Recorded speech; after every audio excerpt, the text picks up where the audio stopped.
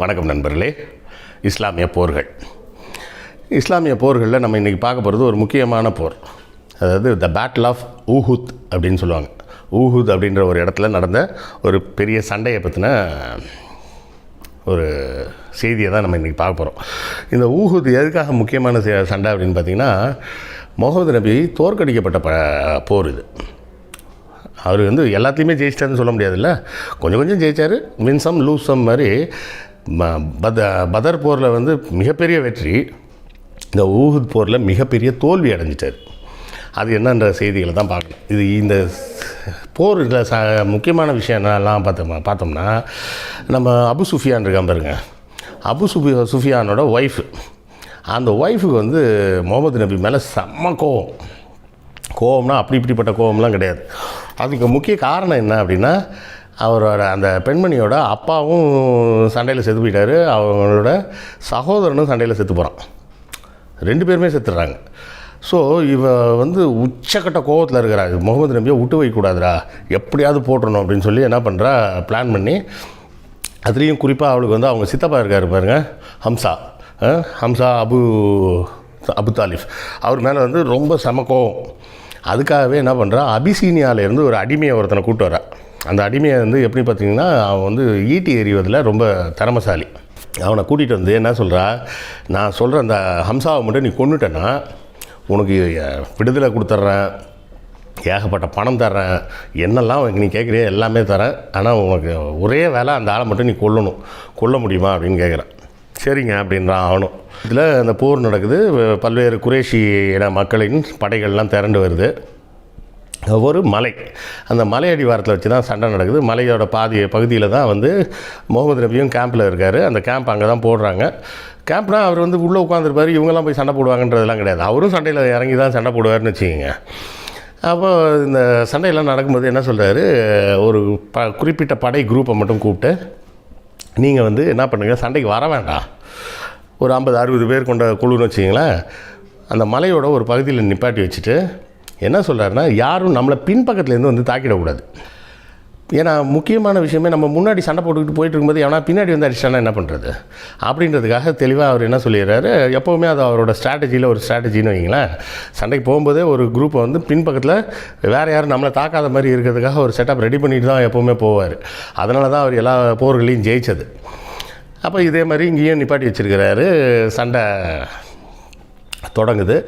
இந்த சண்டையில் முக்கியமான இந்த அபு சுஃபியானோட ஒய்ஃபு கூட்டு வந்தா பாருங்க, அந்த அடிமை என்ன பண்ணுறான், இவர் ஹம்சா அசந்த நேரத்தில், ஹம்சா வேறு யாரும் இல்லை, நம்ம நபிகளோட சித்தப்பா, அவர் கொஞ்சம் அசந்திருந்த நேரத்தில் பார்த்து அவன் ஈட்டியை போட்டுறான். ஈட்டி பட்டு செத்துடுறாரு. அவர் முக்கியமான தளபதியாக விழுந்துட்டார். அப்படின்ன உடனே இவருக்கு கோவம் வந்துருச்சு. யாருக்கு, மற்றவங்களுக்கெல்லாம், அந்த அலி இவன் போன்றவர்கள்லாம் இருக்காங்கல்ல, அவங்களாம் இன்னும் கோவமாகி ஹம்சாவே கொண்டுட்டாங்கடா, ஒருத்தனை விடாதீங்க, எவனும் தப்பிக்கக்கூடாதுன்னு போட்டு ஆக்ரோஷமாகி போட்டு வெளுன்னு வெளுக்கிறாங்க. அடி வெளுக்கிற வெளியில் குறைஷி படைகள் செதறிடுச்சு. உண்மையிலே குறைஷி படைகள் செதறி தோல்வியை தழுவ ஆரம்பிச்சிருச்சு. இந்த தோல்வியில் இங்கே ஹம்சா செத்தாலும் அது செத்ததே ஒரு விதமான வெறியை கொடுத்துருச்சு. நம்ம தளபதியை கொண்டுட்டாங்கடா அப்படின்னு சொல்லி மற்ற போர் வீரர்கள் படைகள்லாம் ரொம்ப ஆக்ரோஷமாகி விரட்டிட்டு போகிறாங்க. போனால் அடி வெளுன்னு வெளுக்கிறாங்க. எல்லாம் அந்த குறைஷிகள்லாம் போட்டதை போட்டபடி போட்டு தூக்கிட்டு ஓடுறாங்க. இது ஓட இவங்களும் விரட்டிக்கிட்டே போகிறாங்க. இப்போ என்ன ஆகுதுன்னா, படைகளில் ஒரு குறிப்பிட்ட குரூப் அவங்களுக்கு வேலையே என்னென்னா, இந்த வார் ஸ்பாயில் அப்படின்னு சொல்லுவாங்கள்ல, அந்த போரின் மூலமாக கிடைச்ச பரிசுகள், வெகுமதிகள், இல்லை கொள்ளையடிக்கப்பட்ட பணங்கள் மட்டும் இல்லை, ஆடு மாடு, அவங்க ஓட்டிகிட்டு வந்த ஒட்டகம், குதிரை, இது மாதிரி பல்வேறு விஷயங்கள் கிடைக்கும்ல, இதை ஒரு குரூப் கலெக்ஷன் பண்ணும். இதை கலெக்ஷன் பண்ணிகிட்டு இருக்கும்போதே என்ன ஆகிடுது, இந்த மலை மேலே மலையோட எல்லையில் ஒரு படையை நிப்பாட்டி வச்சுருந்தா இருப்பாருங்க, அவங்களும் குஷியாகி ஓட ஆரம்பிச்சிட்டாங்க. ஏன்னா இது முதல் வெற்றி, பதர் போரில் பெரிய வெற்றி, இதுவும் கிட்டத்தட்ட அந்த அளவுக்கு மிகப்பெரிய வெற்றி மாதிரி ஆயிடுச்சு. அந்த படைகள்லாம் அங்கேருந்து அந்த போஸ்ட்டை விட்டுட்டு, அந்த அவங்களுக்கு கொடுக்கப்பட்ட போஸ்ட் இருக்குல்ல, ஒரு போஸ்ட், இந்த இடத்துல நீ நிற்கணும் அப்படின்னு, அதை விட்டுட்டு எல்லோரும் ஓடி கலெக்ஷன் பண்ணுறதுக்கு வந்துட்டாங்க. எல்லாம் ஜாலியாக கலெக்ட் பண்ணி ஓடிக்கிட்டு இருக்காங்க. இந்த படைகள் பின்வாங்கி ஓடுது. யார், குறைஷி படைகள். இந்த வெற்றி மிதப்பில் என்ன பண்ண ஆரம்பிச்சிட்டாங்க, விடாமல் எல்லாம் அந்த போஸ்ட்டை பத்திரமா பார்த்துக்கடான்னு சொன்னால் அதை விட்டுட்டு எல்லாம் கலெக்ஷன் பண்ண போயிட்டாங்க. இது இப்போ இந்த சண்டையில் இன்னொரு முக்கியமான விஷயம் என்னென்னா, அந்த கொன்னவர் பேர் யாரோ சொல்ல மறந்துட்டேன்ல, அந்த பேர் வாஷின்னு பேர். வாஷின்னு அவன் ஒரு எத்தியோப்பியன். ஆனால் அபிசீனியாவில் அடிமையாக விற்கப்பட்டு அங்கேருந்து இங்கே இந்த லேடி கூப்பிட்டு வந்து, அந்த லேடி பேருன்னு சொல்லியா ஹிந்து. அந்த லேடியோட பேர் ஹிந்து பென்ட் உல்பார் ஏதோ சம்திங் வரும். ஒரு ஃபுல் நேம் எனக்கு ஞாபகம் இல்லை. அந்த லேடியோட பேர் ஹிந்து, HINDன்னு வச்சிங்களேன். ஹிந்துன்னு தான் பேர். அபு சுஃபியானோட ஒய்ஃபு. எல்லாம் அவர் ஒய்ஃப்லாம் ஓடுதுன்றதை பார்த்தோன்னே குஷி ஆகிட்டாங்க. துரத்தி ஓடுறாங்க. கடைசியில் என்ன ஆயிடுச்சு, திடீர்னு பேக்கில் இருந்து அந்த மலையோட பின்பக்கத்தில் இருந்து காலித் அப்படின்னு சொல்லி இன்னொரு ஜென்ரல் ஒருத்தன், அவன் ஒரு 200 பேரை கூப்பிட்டு வந்துட்டான். இதில் மொத்த சண்டைக்கு பார்த்தீங்கன்னா முகமது நபிகிட்ட முதல்ல ஒரு 1000 பேர் இருந்தாங்க இந்த சண்டைக்கு ரெடியாக. அந்த மலை கிட்ட எல்லாம் ஒதுங்கி நிற்கிறாங்க. ஊஹுத் மலையில் 1000 பேர் இருந்தாங்க. ஆனால் சண்டை ஆரம்பிக்கிறதுக்கு கொஞ்சம் முன்னாடியே ஒரு இன்னொரு டீம் வந்து ஒரு 300 பேர் பிரிஞ்சு போயிட்டாங்க. நாங்கள் வரல சண்டைக்குன்ட்டு போயிட்டாங்கன்னு வச்சுக்கலாம். இப்படிலாம் வேறு நடக்கும். அவன் போயிட்டான். ஆனால் அபு சுஃபியான் கூட்டு வந்தது கிட்டத்தட்ட 3000 பேர். அப்புறம் 3000 பேர்கிட்ட கூட்டு வந்திருக்கிறான். வந்து அந்த 3000 பேரை இவர் 700 பேர் வச்சு அடித்து காலி பண்ணிட்டார். இவர் சொன்ன அந்த ஒரு 50 பேர் அந்த இடத்துல ஒழுங்காக பேசாமல் இருந்திருந்தாங்கன்னா இது மறுபடியும் பெரிய வெற்றியாக மாறி இருக்கும். ஏன்னா மொத்த மெக்காவையும் திரட்டிட்டு வந்துட்டார் அபு சுஃபியான். அப்போ அபு சுஃபியானை காலி பண்ணியிருக்கலாம், இவர் முடிஞ்சிருக்கும்.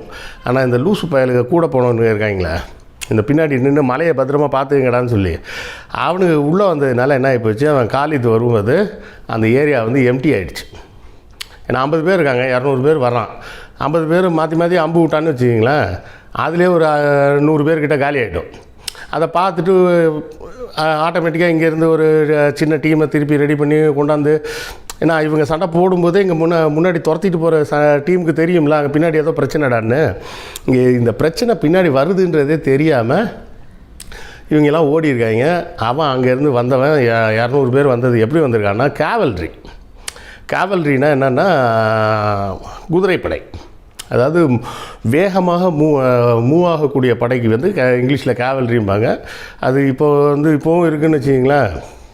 ஜீப்பு பைக்குன்னு அதுக்கு மாறிடுச்சு. அந்த ஆதி காலத்தில் குதிரைப்படை தான் கேவல்ரின்னு சொல்லுவாங்க, நடந்து போகிறவங்கள விட. அவன் அந்த 200 பேர் கேவல்ரியோடு வந்தவுடனே முகமது நபியின் படைகள் செதறிடுச்சு. அவரால் ஒன்றும் பண்ண முடியல. சரின்ட்டு வேறு வழி இல்லாமல் என்ன பண்ணிட்டாங்க, எல்லோரும் மலைக்கு மேலே போயிடுங்க அப்படின்ட்டு தப்பிச்சு அந்த ரெட்ரி. இதில் வேறு என்ன ஆகிடுச்சுன்னா, நடுவில் ஒரு பொருளையை வேறு கிளப்பி விட்டாங்க. முகமது நபி செத்துட்டார் அப்படின்ட்டாங்க. எப்படா செத்தார்னா, அங்கேருந்து ஏதோ ஒரு கல் வந்து விழுந்துச்சு. சண்டையில் எல்லாத்தையும் தான் அடிப்பாங்கல்ல, முடிஞ்சவங்க கல்லை தூக்கி அடிப்பான். அதுமாதிரி யாரோ கல்லை தூக்கி அடித்ததில் அவர் மண்டையில் பட்டு அவர் செத்துட்டாருன்னு வேறு பொருளையை கிளப்பி விட்டாங்க. அவனோ அது பக்கம் இன்னொரு பக்கம் இல்லைப்பா சாவலை, அவர் சண்டை போட்டுக்கிட்டு இருக்காருன்னு ஒரு குரூப் போய் சொல்லுது. ஆனால் பொருளி தானே வேகமாக பரவும். இப்படி எல்லாம் ஒரே கசாம்சான்னு ஆகிப்போச்சு. ஈஸியாக ஜெயிச்சிருக்க வேண்டிய சண்டையை, அதுவும் அவன் 3000 பேரோட வந்திருந்தா கூட இவங்க அசால்ட்டாக ஜெயிச்சிருக்கலாம். 700 பேர் தான் அவன் வச்சு அவர். ஏன்னா 700 பேரும் ஃபுல்லி ட்ரெயின்டு. அப்படி வந்த சண்டையில் இப்போ இந்த சண்டை வந்து மிகப்பெரிய லாஸஸ் ஆகிப்போச்சு. ஒன்று சித்தப்பா செத்து போயிட்டார், ஹம்சாவும் செத்துட்டார். நடுவில் எப்படி ஆயிடுச்சுன்னா, ஹம்சா, அலி, முகமது, இந்த 3 பேரில் அலி மட்டும்தான் இருக்கிறாரு, மற்ற 2 பேருமே செத்துட்டாங்கன்ற அளவுக்கு பொருளி பரவிடுச்சு. அப்புறம் ஒரு வழியாக வேறு வழி ஒன்றும் பண்ண முடியாதுன்னு சொல்லி தப்பிச்சு போகலாம் அப்படின்னு சொல்லி எல்லா படைகளையும், மிச்சம் மீதி இருந்த படைகள் எல்லாம் தப்பிச்சு மலைக்கு மேலே போயிட்டாங்க. சரி, மலைக்கு மேலே போயிட்டாங்கன்னா என்ன சார் ஒன்றும் பண்ண முடியாதுன்னா, மலைக்கு மேலே போயிட்டால் ஒன்றும் பண்ண முடியாதுன்னு இல்லை, குதிரையை வச்சுக்கிட்டு மலை மேலே அவ்வளோ ஃபாஸ்ட்டாக ஏற முடியாது. புரியுதா? குதிரையை வச்சுக்கிட்டு மலை மேலே ஏறுறது வேகமாக ஏற முடியாது, அது மெதுவாக தான் ஏறும். ஆள் நடந்து போகிறத விட மெதுவாக தான் ஏற முடியும்னு வச்சிங்களேன். அதனால் அவங்களும் பின்தொடர்ந்து போகிறத கைவிட்டுட்டாங்க. அபு சுஃபியானுக்கு இதுவே பெரிய குஷி ஆகிடுச்சு. எங்கள் அப்பா முகமது நபியை முதல்ல தோக்கடிச்சிட்டோம்ப்பா. ஏற்கனவே வந்து அந்த இது என்ன பதர் போரில் வாங்கின செம்ம அடி வாங்கினதுக்கு இந்த வாட்டி எஸ்கேப் நம்ம ஏன்னா முதல்ல தோக்கவே போயிட்டாங்க. தோல்வின்றது வெற்றியாக மாறுது. எப்படி மாறுது? இந்த காலித்துன்னு ஒருத்தர் வந்து எடுத்துகிட்டு வந்த அந்த குதிரைப்படையால் தான். ஸோ எல்லோரும் குஷியாகி அப்படியே போய் அந்த மதீனா நகரத்துலேருந்து கொஞ்சம் தள்ளி ஒரு இடத்துல கேம்ப் அடித்து உட்காந்துருக்காங்க.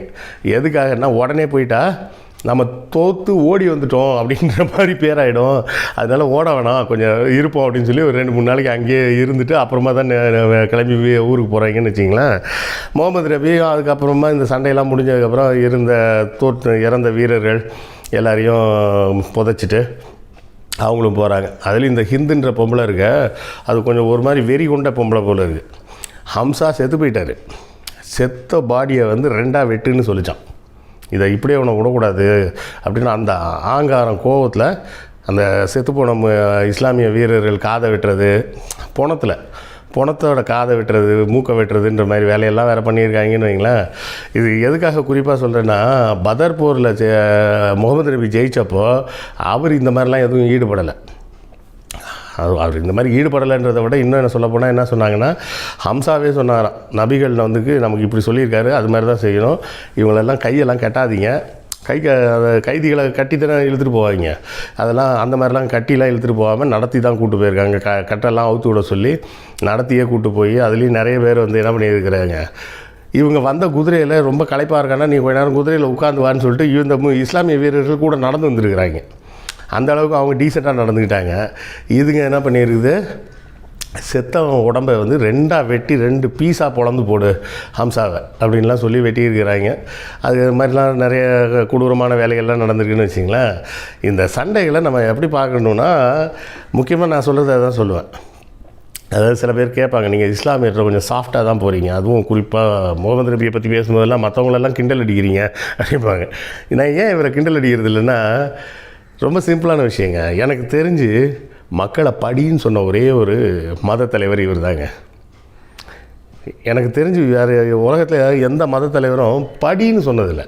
தத்துவங்களை பின்பற்று, அதை செய்ய இதை செய்யலாம் சொன்னாங்க. கல்வி அறிவு அப்படின்னு சொல்லியிருக்கிறார்.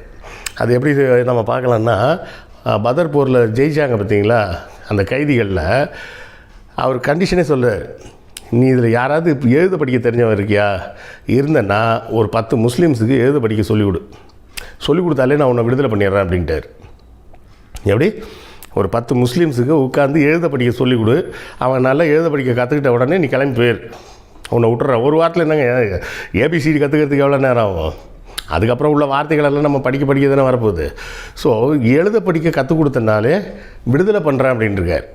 அந்த படிப்புன்ற விஷயத்துக்கு முகமது நபி அவ்வளோ ஒரு முக்கியத்துவம் கொடுத்துருக்கிறாரு. எனக்கு ரொம்ப மனசு கஷ்டமாக இருக்கிறது என்னென்னா, இப்போ இருக்க இஸ்லாமியர்கள் நிறைய பேர் தங்களுடைய பிள்ளைகளை, அதிலும் குறிப்பாக பெண் பிள்ளைகளை படிக்கவே விடுறதில்ல.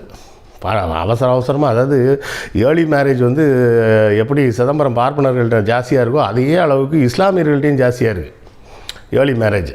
17 வயசு 18 வயசு 19 வயசுலேயே டக்குன்னு கல்யாணத்தை பண்ணி விட்டுறது. நிறைய இஸ்லாமிய பெண்கள் நான் பார்த்துருக்குறேன். வயசு என்னங்க அப்படின்னு கேட்டால் 30-32 வயசும்பாங்க.